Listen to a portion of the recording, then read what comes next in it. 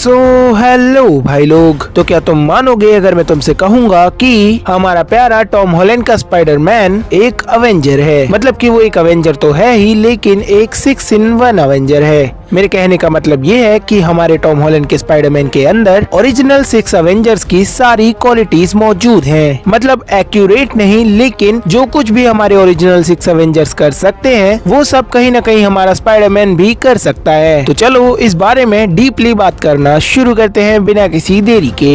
तो अगर सबसे पहले मैं अपने हल्क की बात करूँ तो हमारे टॉम हॉलैंड के स्पाइडरमैन के पास भी हल्क जैसी पावर्स हैं। मतलब कि वो एक गामा मॉन्स्टर में तो नहीं बदलता, लेकिन उसके पास हल्क जैसी हीलिंग एबिलिटीज जरूर हैं। जैसे हमारे हल्क पर बुलेट्स का कोई असर नहीं होता और वो काफी जल्दी हील हो जाता है, वैसे ही हमारा स्पाइडरमैन भी है। उसकी हीलिंग एबिलिटीज भी कमाल की हैं। तुमने स्पाइडरमैन फार फ्रॉम होम में देखा होगा कि जब अपना टॉम हॉलैंड का स्पाइडरमैन ड्रोन से लड़ता है तब उसे काफी सारी गोलियां लगती हैं, लेकिन उसे उन गोलियों से घंटा कोई फर्क नहीं पड़ता। मतलब वो इंजर तो होता है लेकिन काफी जल्दी रीहील हो जाता है। और इसका प्रूफ ये है कि फार फ्रॉम होम के एक हफ्ते बाद की स्टोरी है हमारी नो वे होम। और नो वे होम में हमें पीटर पार्कर यानी कि स्पाइडरमैन के ऊपर कोई भी बुलेट्स की इंजरी नहीं दिखाई देती। और ये गोली भरने वाली चीज को हैप्पी होगन भी फार फ्रॉम होम में कॉल आउट करता है। इसके अलावा सिर्फ ड्यूरेबिलिटी ही नहीं, इंटेलिजेंस में भी हमारा पीटर पार्कर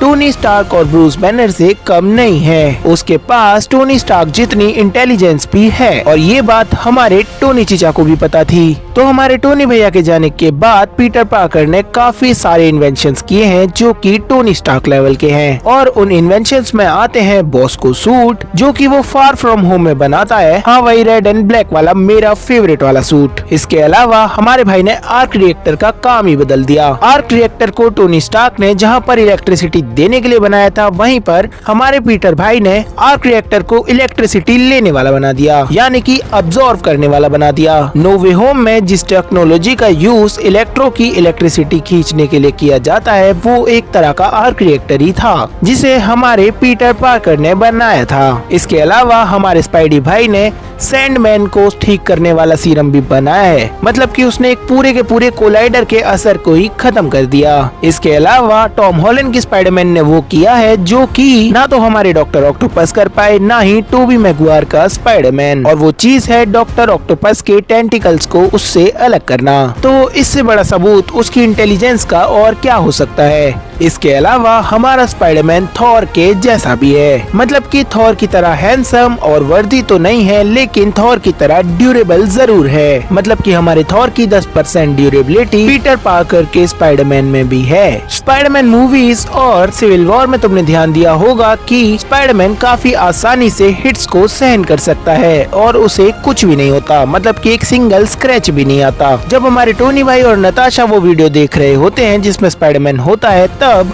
उसके ऊपर एक पूरी की पूरी एसयूवी कार आकर ठुक जाती है और उसे घंटा फर्क नहीं पड़ता। वो वहाँ से बड़ी आसानी से निकल जाता है। इसके अलावा वही अपना फार फ्रॉम होम का ट्रेन वाला सीक्वेंस, जहाँ पर वो पूरी की पूरी ट्रेन से ठुक जाता है लेकिन फिर भी सिंगल स्क्रैच नहीं आता। इसके अलावा होम कमिंग का वो शिप वाला सीक्वेंस, जहाँ पर एक पूरी की पूरी शिप को वो होल्ड करके रखता है काफी सारे टाइम तक। मतलब कि जब तक वहाँ पर अपने टोनी भाई नहीं आ जाते। और अगर इन सब से भी तुम्हें वो ड्यूरेबल नहीं लगता, तो होम कमिंग की एंडिंग में उसके ऊपर एक पूरी की पूरी बिल्डिंग गिर जाती है, जिसे वो बड़ी आसानी से सरवाइव कर लेता है। और ये सीन स्पाइडरमैन के लिए बिल्कुल वैसा ही था जैसा कि थॉर के लिए वो जलते हुए तारे वाला सीन था। मतलब कि दोनों ही मरते मरते बचे थे। इसके अलावा अगर मैं स्पाइडरमैन के फाइटिंग स्किल्स के बारे में बात करूँ तो वो बिल्कुल ब्लैक विडो की तरह है। मतलब अपनी ब्लैक विडो जैसे अलग अलग स्टाइल से लड़ सकती है, वैसे ही अपना स्पाइडी भी अलग अलग तरीकों से लड़ सकता है। वो बिल्कुल ब्लैक विडो की तरह बहुत ही ज्यादा फ्लेक्सिबल है। मतलब मुझे नहीं लगता कि पूरे मार्वल में ब्लैक विडो और स्पाइडरमैन से ज्यादा कोई भी फ्लेक्सिबल होगा, सिवाय मिस्टर फंटास्टिक के। इसके अलावा जैसे हमारी ब्लैक विडो एक बार में काफी सारे एनिमी एनिमीज को हरा देती है, वैसे ही हमारा स्पाइडरमैन भी एक बार में कई सारे एनिमीज से फाइट ले सकता है। फॉर एग्जाम्पल सिनिस्टर 6, लेकिन वो ब्लैक विडो की तरह खूबसूरत और चालाक नहीं है। इसके अलावा अगर मैं स्ट्रेंथ की बात करूँ तो ये बात तो सभी जानते हैं कि अपना स्पाइडरमैन स्ट्रेंथ में बिल्कुल कैप्टन अमेरिका की तरह है, और ये बात हमारे कैप्टन भी जानते हैं। और इस चीज का सबसे पहला सबूत है सिविल वॉर का वो वाला हैंगर जो कैप्टन अपने स्पाइडी के ऊपर गिरा देते हैं उसकी स्ट्रेंथ चेक करने के लिए। इसके अलावा उसकी स्ट्रेंथ का सबसे बड़ा सबूत ये है कि वो बड़े से बड़े धुरंधरों का पंच अपने सिंगल हाथ से रोक सकता है, जैसे कि उसने बकी का वाइब्रेनियम पंच अपने सिंगल हाथ से रोका है, जिसे हमारे कैप्टन भी अपनी शील्ड के साथ नहीं रोक पाए थे। इसके अलावा उसने कल ऑक्सीडियन का पंच भी इन्फिनिटी वॉर में रोका है। और इस सब के अलावा एक सबसे बड़ी क्वालिटी जो कि बिल्कुल कैप्टन से मेल खाती है वो है सच्चाई का रखवाला होना, मतलब कि वो बिल्कुल कैप्टन की तरह अच्छाई और सच्चाई का पुतला है। इसके अलावा अगर मैं आखिरी क्वालिटी की बात करूँ तो वो मेल खाती है हमारे हॉकाई से, मतलब कि हॉकाई की तरह अपने स्पाइडी की एमिंग स्किल्स भी काफी ज्यादा एनहेंस्ड हैं। वो भी इतनी ज्यादा एनहेंस्ड कि वो किसी गन के शूटर पॉइंट को भी ब्लॉक कर सकता है अपने वेब से। हाँ, लेकिन एक चीज है जो अपने पीटर पार्कर के पास हॉकाई की तरह नहीं है, और वो है फैमिली। आई एम सॉरी अगर ये थोड़ा ज्यादा डार्क हो गया तो। खैर, तुम इस सब के बारे में क्या सोचते हो ये बात मुझे कमेंट्स में बताओ, और यहाँ तक वीडियो देखने और सब्सक्राइब करने के लिए तुम्हें कोटि कोटि नमन। और ये वीडियो बनाने में थोड़ी सी मेहनत लगती है, तो प्लीज कमेंट करके थोड़ा सा कुछ भी बोल दिया करो।